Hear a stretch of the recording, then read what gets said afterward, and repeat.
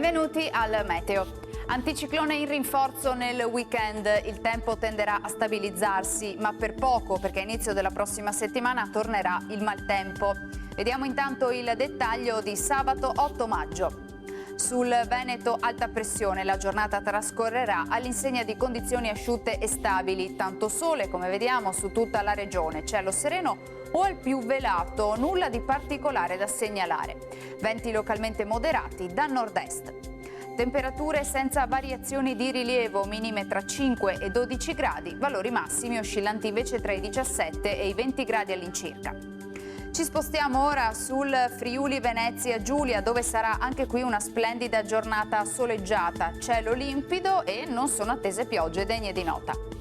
Temperature minime tra 7 e 11 gradi, massime sui 18-19 gradi.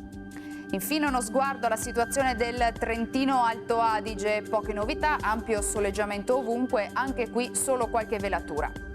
Temperature minime intorno ai 6-7 gradi, massime sui 21 all'incirca.